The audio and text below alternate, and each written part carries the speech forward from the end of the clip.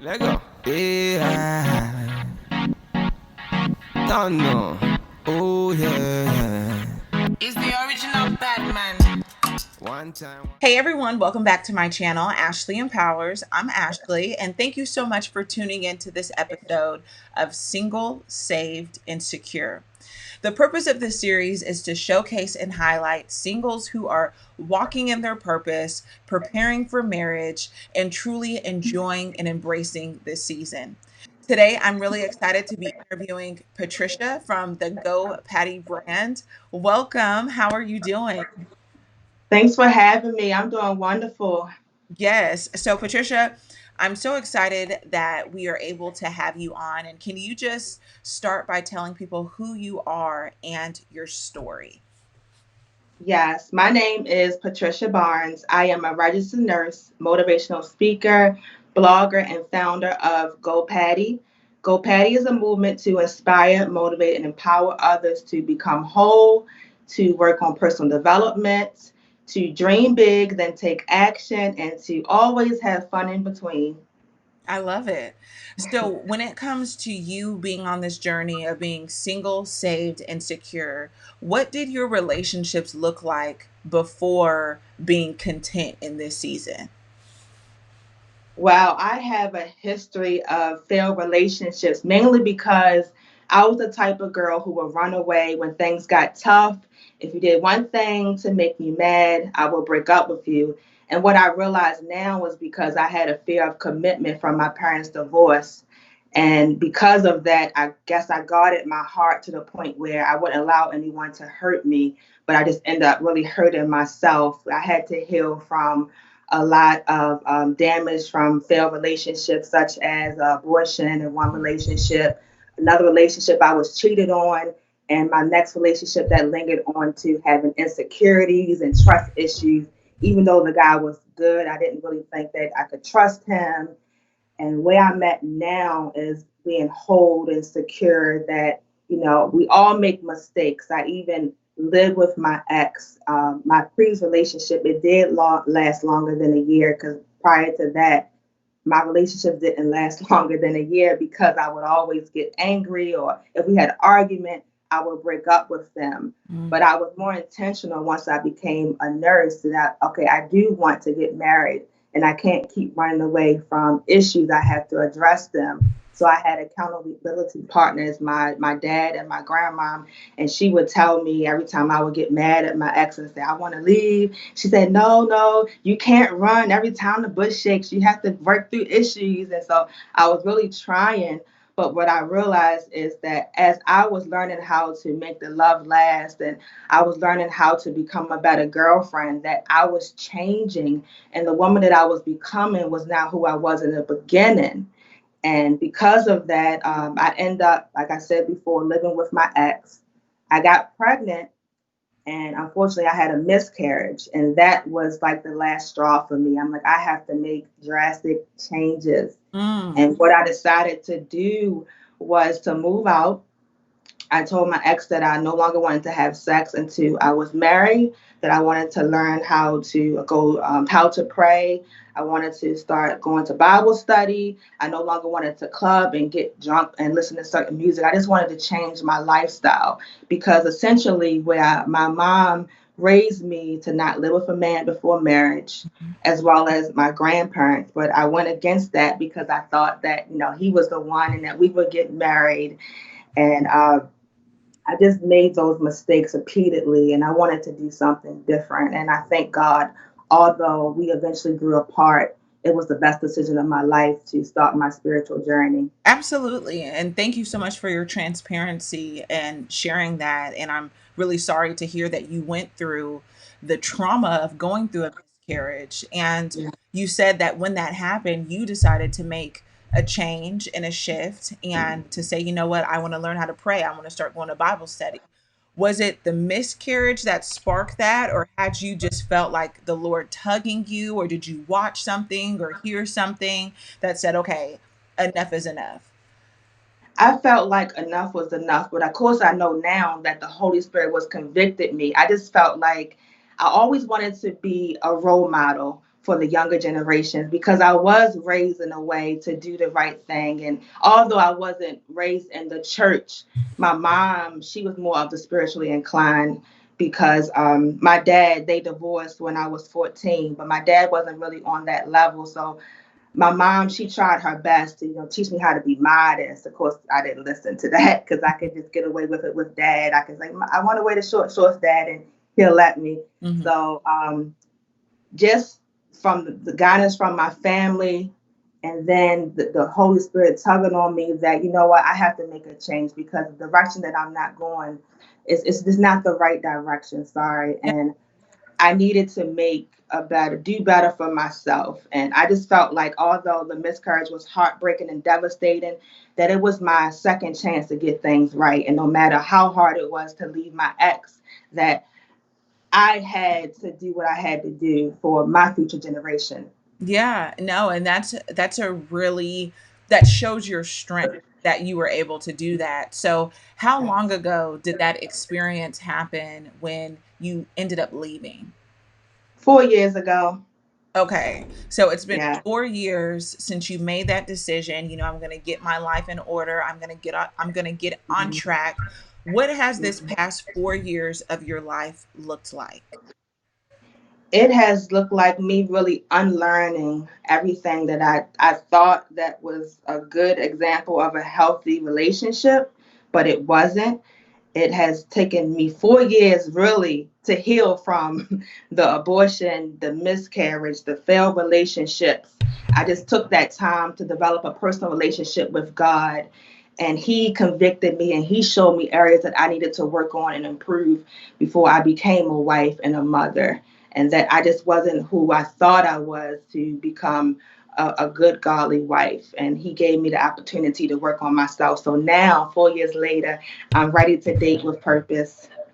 That's amazing. That's amazing. So, have you been dating? Or I know that when you initially reached out to me, something that you said in your email is that you've also been abstinent for the past 4 years. So, Yeah. how has that been? If you're dating, how has that been letting men know that you're seeing that you're waiting to have sex until you're married?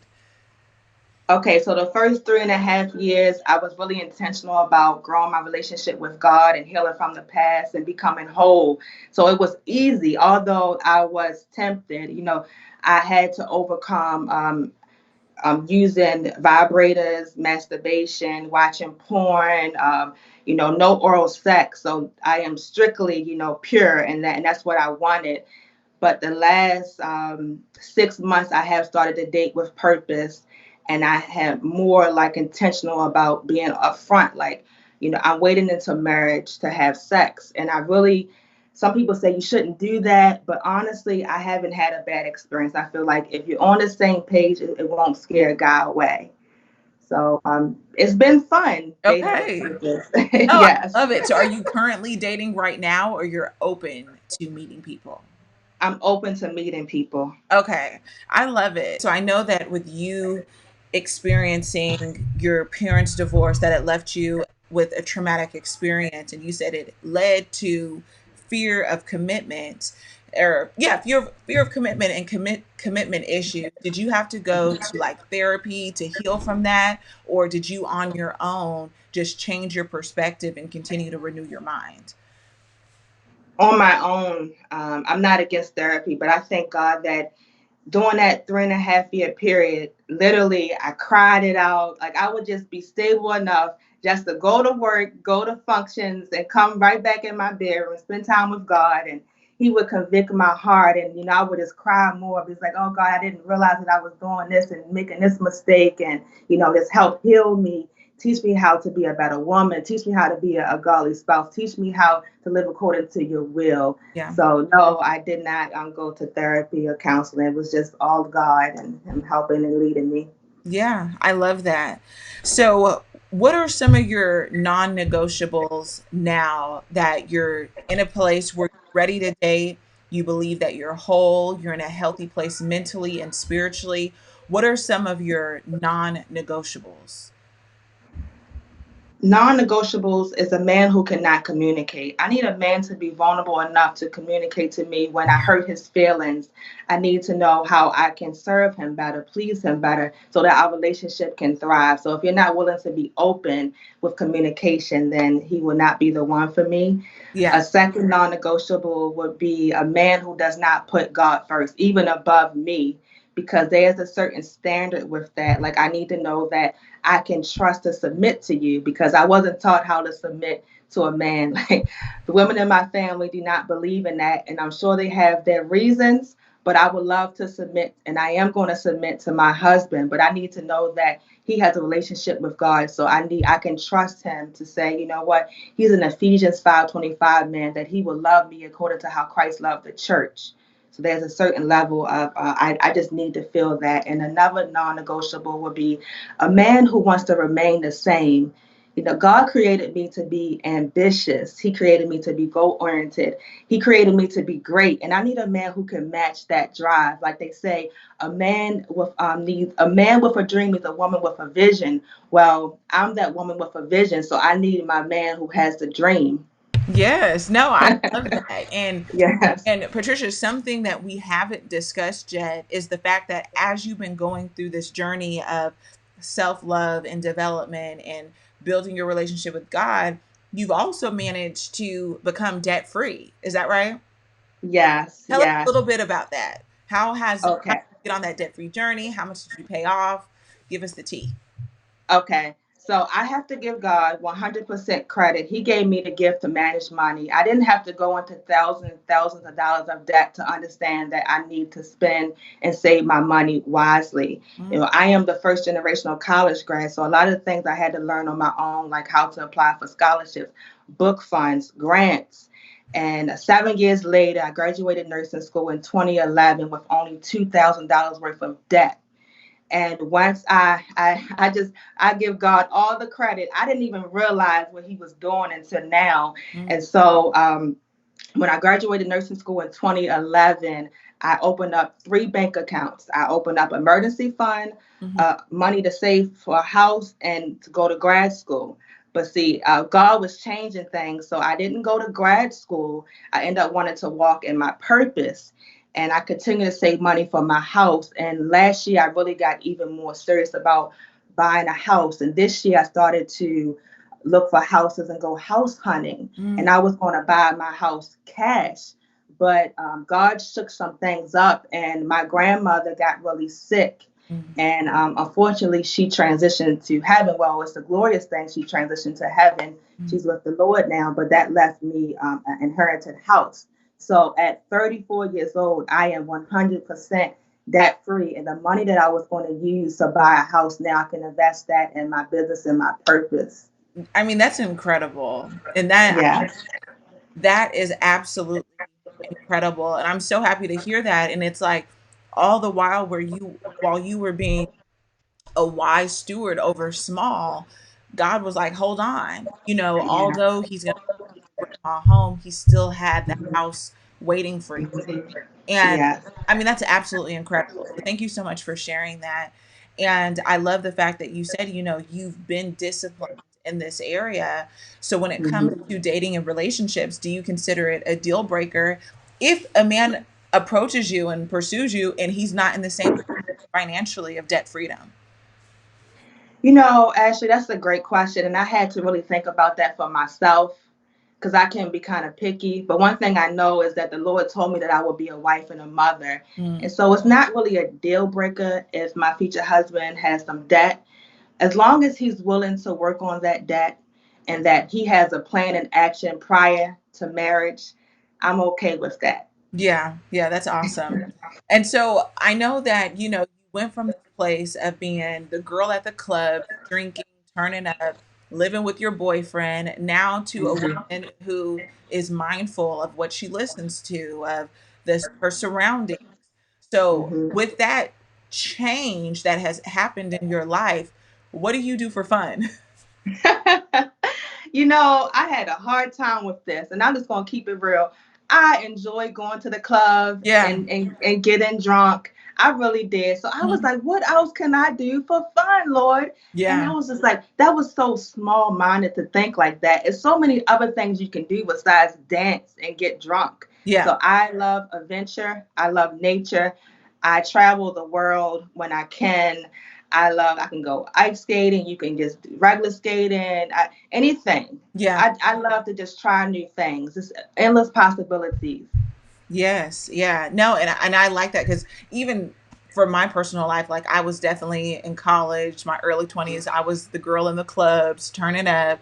And so when I Yeah. did was going through my change of dating with purpose and just really keeping God first in my personal life, I was like, okay, like I had to try different things and besides Hmm. going to the club. So thank you Yes. so much for so as you said, you are a motivational speaker and you do have a self-development brand where you're helping women in multiple areas. So if people want to continue to stay in touch with you or learn more about the Go Patty brand, where can they find you?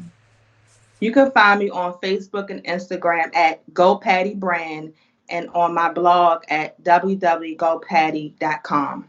Awesome. Well, Patricia, thank you so much for sharing your story. I truly believe that it's going to relate to people and prayerfully it's going to inspire them. So I appreciate your time and I'm believing the best for you. And once you do meet your husband, I would love to interview you guys on an episode of Dating with Purpose. Oh, yes, I would love that. And thank you so much for your time and this opportunity. God bless you. God bless you too. Have a good one. You too. Bye bye.